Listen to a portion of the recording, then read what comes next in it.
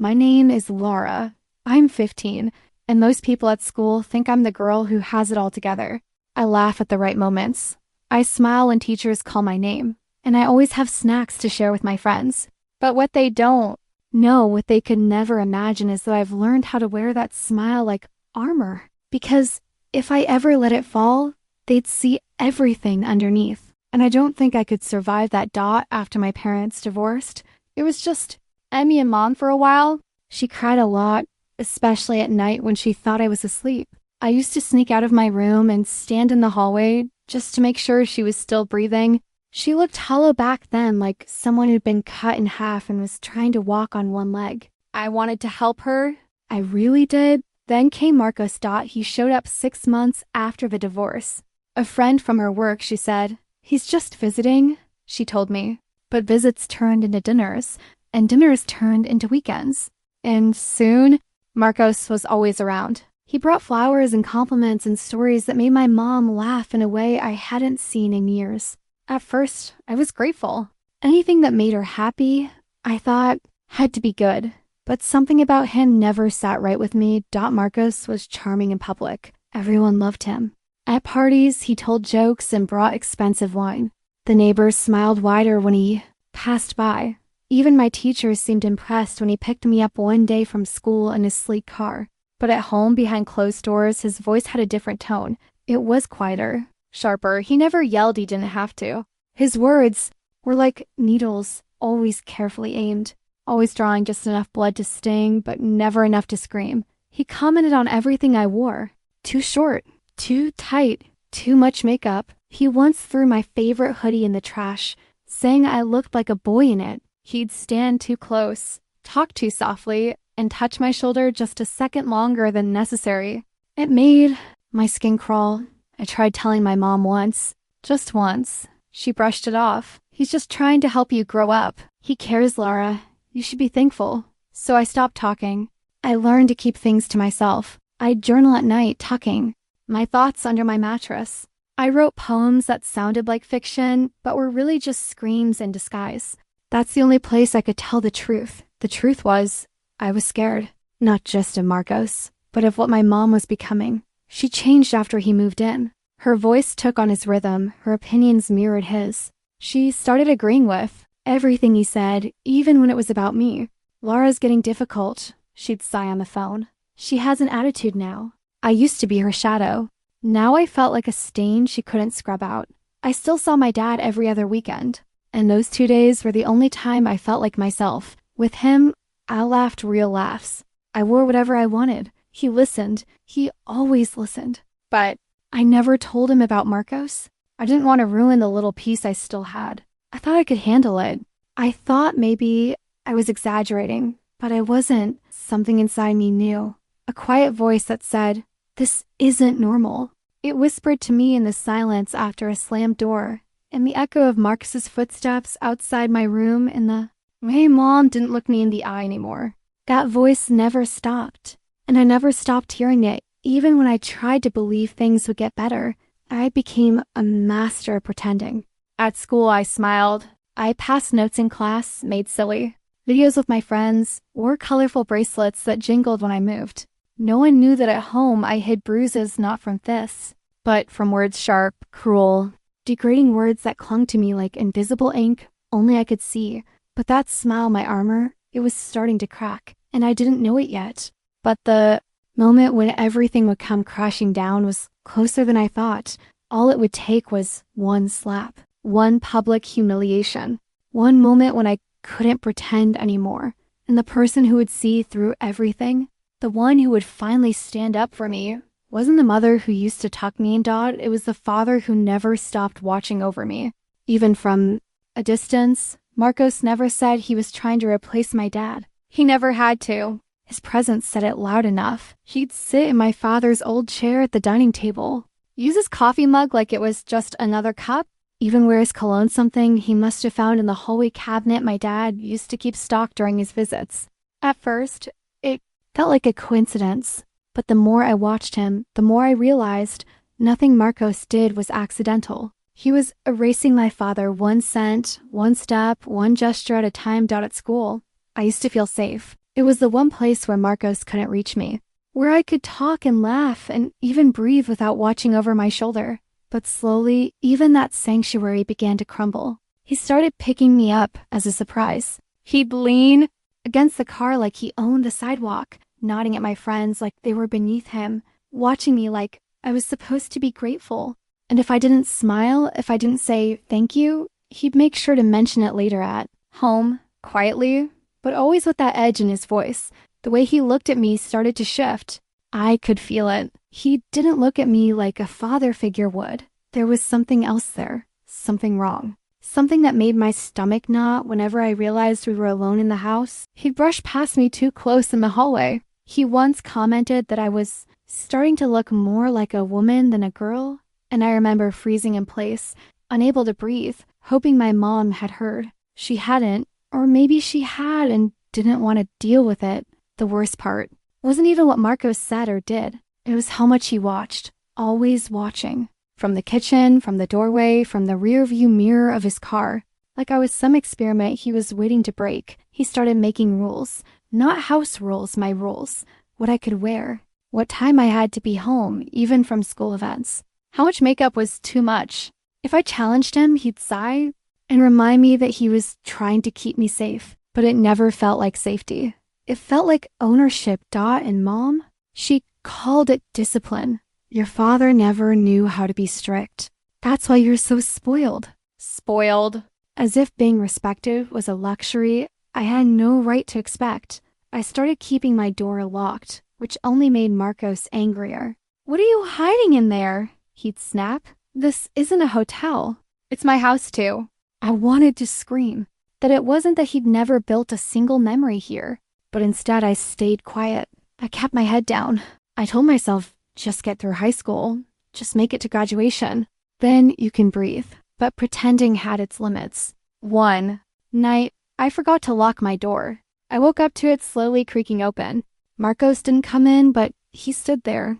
Just stood, silhouetted in the hall light, staring into my room like he had every right to be there. I didn't say a word. I just stayed perfectly still, pretending to be asleep until he walked away. I started sleeping with a hoodie on. Even in summer.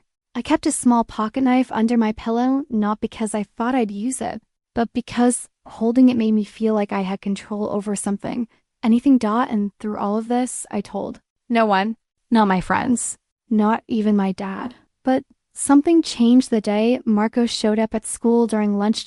He said he was just checking in, said he was dropping off a form. My mom had forgotten. But he didn't go to the office. He came straight to the courtyard. Where I was, where my friends were. I saw him coming from across the lawn, and for a moment, my entire body went still. He walked right up to our table. My friends went quiet. He smiled, but it wasn't warm, it was smug. Hey, Laura, he said, placing a hand on my shoulder, like it was something he owned. You didn't say goodbye this morning. I felt like my body was trying to shrink into itself. I was late, I mumbled, pulling away. Oh, come on. He chuckled, turning to my friends. She's always so serious. Must get it from her dad. And that was it, that one sentence. That little dig. I stood up. You need to leave. The words came out too loudly. Too fast. Everyone looked at me. Marcos raised his eyebrows. Excuse me? I said you need to leave. He stepped closer, and that's when it happened. He grabbed my arm hard and pulled me toward him, whispering something I couldn't even process, because I was too busy staring at my friend Mia's face as it twisted in horror. He wasn't yelling. He didn't slap me. But the grip left a mark, and everyone saw it. Everyone thought it lasted only a few seconds, but it was enough. The lunch monitor came running. A teacher followed. Marcos let go, tried to laugh it off. Teenagers, right? He said, hands raised. But it was too late. The silence in the courtyard was deafening. And in that moment, I realized something. This wasn't just my problem anymore. It was finally out in the open. And soon, it would reach the one person who should have known along time ago, the one person I hadn't told my real father. And when he found out, everything would change. It started with whisper soft warnings that sounded like care, but tasted like surrender. Don't talk back, Laura. Just agree with him. Try not to set him off today. My mother used to be fierce. The kind of woman who would yank me behind her if a stranger stared too long or raise her voice at a teacher who marked me unfairly. But after Marcos moved in, something in her shifted. Something in both of us did. The house became a theater of silence. And Mom wasn't the lead actress anymore. She was just the one holding the curtain shut. Marcos didn't hit in obvious ways. Not at first. He gripped wrists too tight, threw words like daggers, and controlled the room with nothing more than a glance. If I wore something he didn't like, his voice got low and dangerous. If I spoke with too much certainty, his eyes narrowed. "Where's all that attitude coming from?" he'd say. But he never asked with curiosity, only accusation. I began to shrink. Not physically, but emotionally. My thoughts got quieter. My steps got softer. I stopped sitting in the living room when he was there. I timed my showers around his schedule. The whole house spun around his moods like it was made of paper. One afternoon, I dropped a glass. Just a glass. It shattered across the tile, and the sound froze everyone. Marcos came into the kitchen slowly, calmly, too calmly. "What was that?" he asked. My mom answered before I could. "It was an accident, honey. I wasn't talking to you," he said. And then his eyes were on me. I was already picking up the pieces, my fingers shaking. He didn't hit me, but he stood too close. He whispered, "Clean it up properly, or next time you'll clean it with your hands." My mom stood behind him, silent, her arms crossed, her head down. She said nothing. She saw everything later that night. I asked her, "Why didn't you say anything?" Her eyes welled with tears, but she only whispered, "You don't understand. He gets worse if I fight back. It's safer if we just stay calm." That was the moment I realized she wasn't protecting me. She was surviving just like I was. But survival isn't the same thing as love. Not when it means letting someone else hurt your child and calling that peace. I began noticing it more, the way she flinched when he raised his voice, the way she rushed to refill his glass, the way she froze when he criticized her cooking. She was always anticipating the explosion, trying to delay it. She once told me, "It's better this way." You're lucky he doesn't hit. I didn't feel lucky. I felt invisible. My wrists had red marks from where he grabbed me once when I forgot to close the garage door. "Are you trying to let someone break in?" he barked. "Do you even think?" I looked at my mother while it happened. She looked away. That's when I stopped talking to her about him. I stopped talking about anything, really. If she couldn't protect me, then I had to figure out how to protect myself. I started hiding things. I made sure my phone was always charged and close by. I kept a small bag under my bed with essentials, just in case. But what broke me the most wasn't Marcos. It was the silence of the woman who used to be my shelter. The one who brushed my hair and told me I could be anything. Now she just told me, "Don't make him angry." Like my job was to make myself small enough to avoid impact. I hated that she was scared. I hated that I was too. And most of all, I hated that no one outside those walls had any idea. We smiled at church. We posed for holiday photos. We played pretend like professionals. But behind closed doors, I lived in a home where breathing too loud felt like rebellion, where crying made things worse, where my mother, the only person who once promised I'd always be safe, had become a bystander in her own house. And the worst part, I was starting to believe this was normal. It was supposed to be a normal day. That's what made it worse. No signs, no warning glances from my mom, no slammed doors before sunrise. Just a cool morning, a plain breakfast, and a tense ride in silence. Marcos had offered no, insisted on dropping me off at school that day. My mom smiled too quickly and said it would be a good opportunity for bonding. I didn't argue. There was no point anymore. The car ride was unbearable. Marcos fiddled with the radio like the silence offended him, settling on a sports channel where two men shouted over each other. I stared out the window, trying to fold into myself. When we got to the school parking lot, I reached for the door handle without saying goodbye. That's when he said it, low but sharp. "Be back out here at 3 sharp. No excuses." I nodded. I thought that would be the end of it. But by lunch, everything changed. It started with my phone buzzing in my pocket. I wasn't supposed to check it in class, but the vibration wouldn't stop. 3 missed calls. Marcos. Then a text. "Where are you? Thought you were coming out at lunch. We talked about this." We hadn't. I never agreed to leave campus. I swallowed the panic and texted back, I can't leave during lunch. It's school rules. His reply came seconds later. Get out now, or I'm coming in. I froze. I stared at the message, like it might change. The teacher asked me to pay attention, but my ears were ringing. I didn't know what to do. Should I go to the office? Tell someone. But what would I say that my stepfather was acting strange? That I was scared but didn't have bruises to show? By the time the bell rang, I tried to breathe, tried to convince myself he wouldn't actually do anything. I was wrong. He stormed into the school 20 minutes later. I was walking toward the courtyard with my friends when I heard my name barked. Across the hallway, loud, angry. I turned and saw him, his face red, his fists clenched. Every step echoed. My friends stopped walking. Laura, he yelled again. Did you think you could ignore me? My legs went cold. People were watching now. Teachers, students. Everyone froze like we were in a play no one rehearsed. I told you to come out at lunch, he said, grabbing my wrist in front of everyone. His grip was tight enough to leave red marks. One of my friends gasped. Another stepped forward. Hey, let go of her. Stay out of it, Marco snapped, not even looking at them. I tried to pull away. Stop, you're embarrassing me. He leaned close. You have no idea what embarrassment is. A teacher approached finally. Sir, you need to let her go and come with me. For a moment, I thought he might hit the teacher too.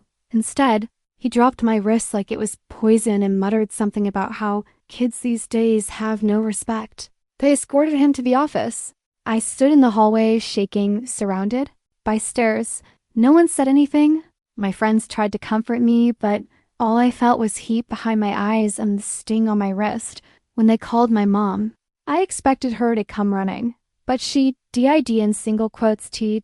She called the school back instead. And I'll never forget what she said because the secretary repeated it word for word. He just gets overwhelmed sometimes. Laura can be difficult. That night, I didn't go home.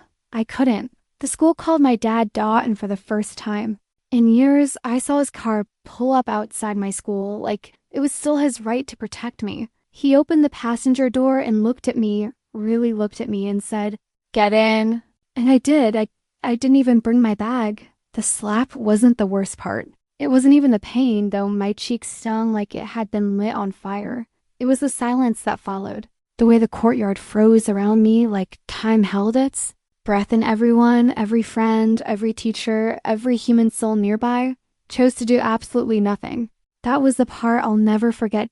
It happened fast. One second, I was trying to explain to Marcos why I didn't leave school at lunch again. He'd come back, angrier this time, louder. I could smell his breath, heavy with whatever cheap cologne he always drowned himself in. His face was flushed, his jaw locked, and I knew something in him had snapped again. Only this time, he didn't wait until we were alone. His voice boomed. Across the open walkway. You don't ignore me, you little brat? Students turned. Some whispered. Some just stared. I backed away, my mouth dry. Stop! You're embarrassing yourself, I tried to say, hoping a teacher would intervene like before. Someone. Anyone. That's when his hand came down. The sound echoed louder than anything he'd ever shouted. A flat, hollow slap that felt more humiliating than painful. My neck jerked, and for a second, the world tilted. I blinked, not because I was crying. I wasn't, but because the sting was so sharp, it blurred the air around me. Gasp. Hands over mouths, and then silence. My friends stood still, their eyes wide. One of them reached a hand toward me, then froze like she thought touching me would make it worse. Behind me, Mr. Paldus, my math teacher, had seen it. He was right there. He took a step forward, opened his mouth, then looked at Marcos, and stopped. I stared at him, begged him with my eyes to say something, but he just adjusted his tie and looked away. She disrespected me, Marcos growled. This is discipline. Don't make a scene. And still, no one said a word. When my mom finally showed up, she didn't come rushing to hold me. She didn't run to check my cheek or demand to know what happened. No, she walked toward Marcos first, said something low I couldn't hear, nodded like she understood. Then she turned to me, expression flat. We'll talk at home. That was That was all she said. No outrage, no defense.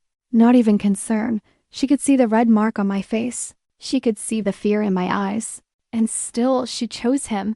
I wanted to scream, to tear down every wall of that school and drag every adult who stood there into the mess they refused to acknowledge. But I couldn't speak. My mouth felt wired shut by shame. I couldn't even look at my friends because I saw it in their faces. They didn't know what to do either. No one did.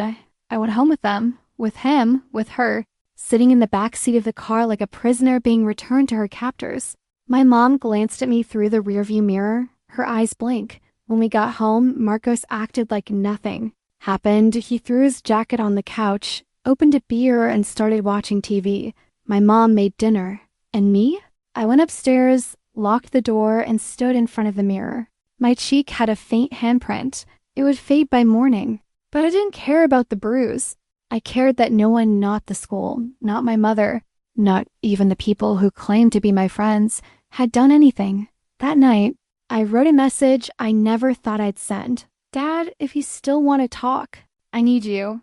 I hit send, and I waited because I couldn't carry the silence anymore. And if no one else would help me, I had to believe he still would. I didn't cry, not when his hand hit my face in front of everyone, not when the heat spread across my cheek and I tasted blood in my mouth from biting down so hard, not when the hallway emptied out like nothing had happened. Not even when Mom looked me in the eye and said, "We'll talk at home," like it was a scheduling conflict, not an assault. I didn't cry in the car. I just stared out the window, watching trees pass like shadows. I didn't blink. I didn't speak. I sat with my hands in my lap and the sting in my face, and a silence so heavy it felt like stone in my chest. Mom didn't say a word. Marcos hummed to himself as he drove, like we were coming back from a picnic. When we got home, I went straight to my room.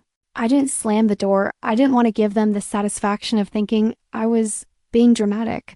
I sat on my bed, still clutching the notebook I'd been holding all day. It had drawings in it, drawings of wolves and stars and faceless girls screaming into pillows. I didn't even know why I brought it home.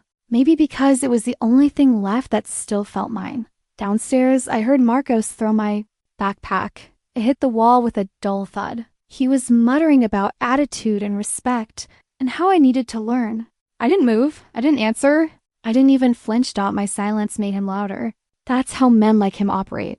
They feed on reaction, on fear, on tears. When you give them nothing, they unravel. I knew it, and it was the only power I had. But that night, as I sat in the quiet, as the red on my cheek faded to pink, I remembered something else. A number, one I hadn't called in months. Not since Mom told me to delete it. "You don't need to keep dragging the past into everything," she'd said. "Your dad made his choice." But that was the thing. I never got to make mine, and maybe I still could. I unlocked my phone with shaking fingers and scrolled through old messages. The last one from him was months ago. "Dad, I'm always here if you need me. No pressure. No pressure." I had read those words 1,000 times, each time with a different kind of ache. Tonight, they felt like a life raft. I typed slowly. "Me. Can I talk to you?" The message sat there for a minute. I almost deleted it, almost locked the phone and shoved it under my pillow like I used to, but I didn't. I hit send. Then I waited. It wasn't even a full minute before the screen lit. His name, his voice, Laura. Just hearing it cracked something in me. The way he said my name like it was still safe. Still mine. I didn't speak. I couldn't. The silence held me hostage. "Sweetheart, are you okay?" That broke me. I started crying, not the loud, dramatic kind, but the quiet kind that hurts worse. The kind where you don't make a sound because you're afraid if you do, you'll never stop. My face was wet, but I couldn't feel it. My breath caught in my throat. "Laura, please talk to me. Are you safe? Are you with your mom?" I whispered. "Yes." He was quiet, then softer. "Did he hurt you?" I didn't answer. That was enough. He exhaled, long and slow. "I'm coming to you." "Dad, no." "Yes." But no one touches my daughter like that. No one. I closed my eyes. My heart was thudding so hard I could feel it in my ears. I didn't know what I had done. I didn't know what would happen next. But for the first time in months, I didn't feel alone. When I opened my eyes again, I saw myself in the mirror across the room. My face was red, my eyes puffy, my body curled in on itself. But I wasn't invisible anymore. Someone had seen me. Someone cared, and I had made the call not to be rescued, but to be remembered. My silence had protected me for so long. But tonight, it spoke, and it said, no more. I heard the ringtone before I even realized I had hit send. The text hadn't been long. Just 4 words, typed with trembling hands. He hit me today.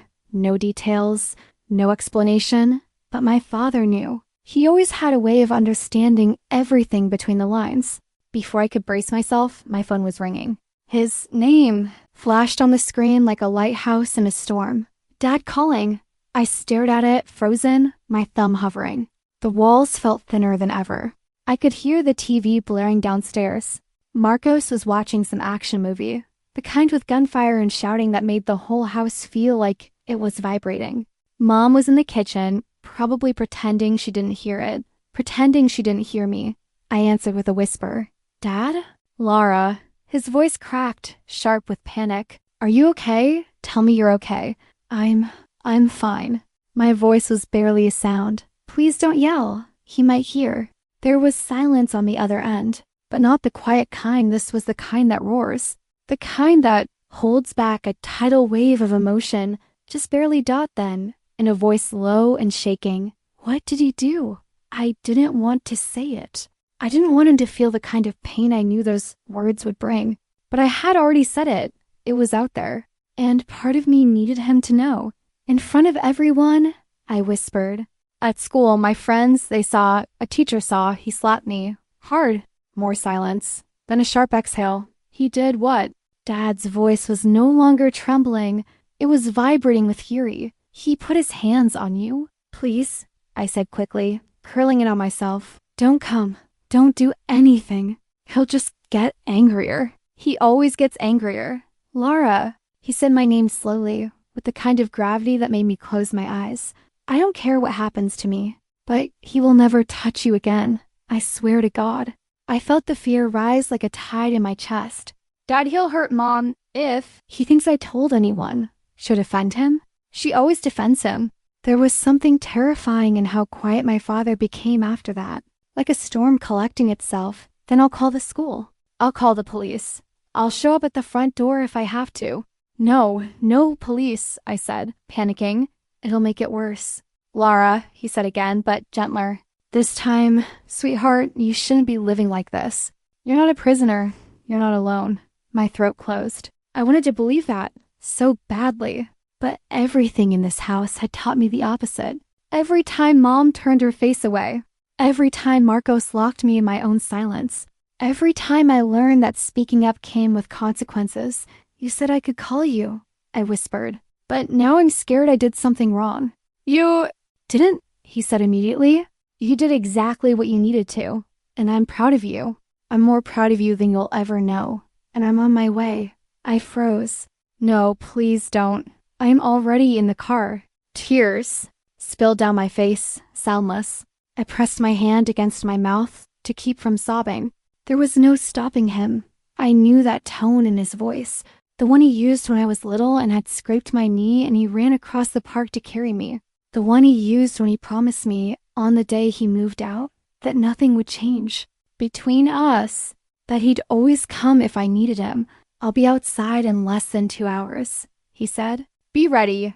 And just like that, the line went quiet. I sat there stunned, shaking, terrified and relieved all at once. For the first time in what felt like years, someone wasn't telling me to endure it, to make peace with the pain. Someone was coming to get me in the scariest part. I wanted him to. The house was quiet the next morning. Too quiet? The kind of quiet that doesn't feel like peace, but like something holding its breath before an earthquake. I hadn't slept. Not really. I'd spent the night curled up under my blanket, fully dressed, my phone clutched in my hand and my backpack already packed beside the bed, just in case. Downstairs, I heard the usual sounds. The faucet running, Marcus's heavy footsteps, the hiss of the coffee maker. But there was tension in the air, a static charge that wouldn't leave me. I was afraid of what would happen next. afraid that I had set something in motion that couldn't be undone. And then, at exactly 8:02 a.m., someone knocked. Not a gentle tap, not the kind of knock that says, neighbor. This one shook the doorframe, firm, purposeful. Final, I froze. Muttered something under his breath. Who the hell knocks like that? He stomped toward the door like he owned the building, like he'd scare off whatever inconvenience had dared show up this early. I crept halfway down the stairs, just enough to see the hallway. My heart beat so hard I could feel it in my throat. Opened the door, and then everything stopped. Standing there, with the morning sun behind him like a spotlight, was my father. His jaw clenched, his shoulders squared, his eyes locked like a laser beam on Marcos. And he wasn't alone. To his left stood a tall man in a crisp gray suit, holding a leather folder and a small stack of documents. To his right, 2 uniformed officers, hands resting on their belts, not threatening, just present, like witnesses, like protectors. Marcos blinked, his posture shifting in an instant. The arrogance drained from his face. He opened his mouth, but said nothing. My dad took a slow step forward. You must be Marcos, he said, with a calm that felt colder than any scream. Marcos stuttered. Yeah. And you are? I'm Lara's father, he said simply. And I'm here to take my daughter. I heard Mom's footsteps behind me. She came to the stairs, her face pale, her robe barely tied. What's going on? Dad didn't look at her. His eyes stayed on Marcos. You assaulted my daughter. In a public school. In front of witnesses. And you've laid your hands on her more than once. That ends now. Marcos laughed, but it was hollow. This is ridiculous. She's just a kid. She's emotional. The lawyer stepped forward, opening the folder.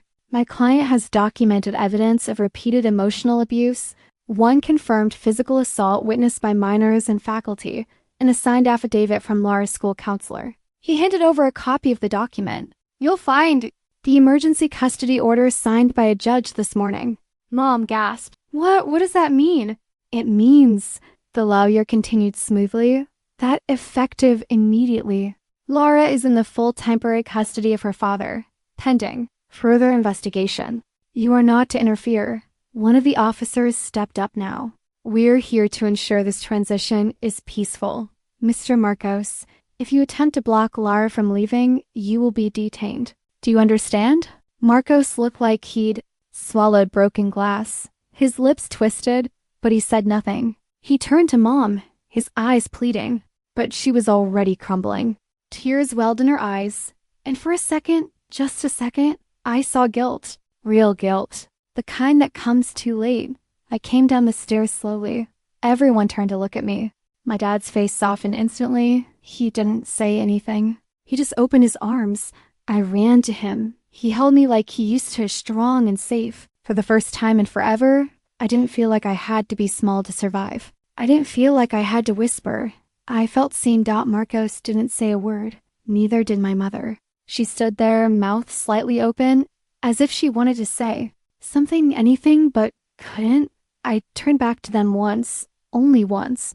I didn't speak. I didn't need to. I picked up my backpack, walked out the front door with my father, and didn't look back. We were almost at the car when I heard her voice behind us, desperate, unsteady. Wait, Lara, please. I turned slowly, and my mother stood on the porch, still in her robe, mascara smudged under her eyes. For a second, she looked like someone who'd just woken up from a nightmare and realized it wasn't a dream at all. I didn't know, she whispered. I didn't mean for it to go this far.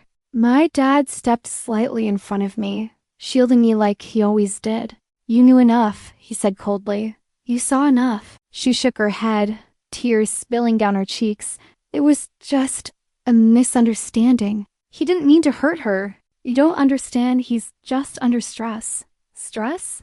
My voice broke through before I could stop it. Is that what you call grabbing me in front of my friends? Locking me in my own room? Throwing my things? Her eyes snapped too. Mine wounded like I'd just stabbed her. But I didn't flinch this time. I was tired of protecting people who never protected me. I tried to keep the peace, she stammered. You know how he gets? Yes, I said. I do. Marcos had appeared behind her now, dressed and faking calm like he rehearsed this before. You're blowing things out of proportion. he said, stepping forward. This is what teenagers do, drama, exaggeration. It's not abuse, it's discipline. I saw the flash of contempt on my father's face before he quickly reined in. The lawyer beside him didn't even bother hiding it. You told the school I was emotionally unstable, I said. You tried to silence me because you were afraid of what I'd say. I was afraid you'd embarrass yourself, Marcos snapped. You have no idea how the real world works. Actually, the lawyer cut in. She seems to understand it better than you. One of the officers moved slightly forward. We're not here to argue. The custody order is legal and enforceable. Please step back and allow Miss Lara to leave peacefully. And just when I thought it might end in another round of gaslighting, manipulation, and false tears, fate handed me something better. From the far end of the street, 2 of my classmates were walking toward us, Camila and Julia, the ones who had been there that day, who had frozen in shock when Marcos hit me, but this time they didn't freeze. Julia held up her phone. We showed the video to the counselor, she said, not loudly, but clearly enough for everyone to hear. She said it changed everything. I felt the blood drain from Marcus's face. He turned pale, his jaw clenched. We only recorded it because we were scared, Camila added. Scared no one would believe Lara. My mother's shoulders sagged like the weight of the lie had finally settled on her back. Her mouth opened, but no sound came out. Now they do, I said softly. There was nothing left to argue. The truth didn't have to raise its voice anymore. It didn't need to beg to be believed. It was there. In shaky phone footage, in bruises quietly hidden, in the silence that had lasted too long, and in the eyes of the people who had finally stopped looking away. Marcos took a step back. My mom sat down on the porch stairs and buried her face in her hands. We turned to leave. This time, no one stopped us. The car ride away from that house was quieter than I expected. No yelling, no crying, just the hum of the engine and the steady rhythm of my father's breathing beside me. I kept waiting for the panic to hit, for the fear that someone would call, or that the whole thing would fall apart the way everything used to. But it didn't. Nothing collapsed. Nothing chased us. We were just gone. I looked out the window and watched the streets blur by. Each familiar turn felt like a memory dissolving. The playground I used to run through before dinner. The corner store where Marcos once accused me of being rude because I didn't say hi to the clerk fast enough. The stoplight where I saw my mom crying in the car once, but never dared to ask why.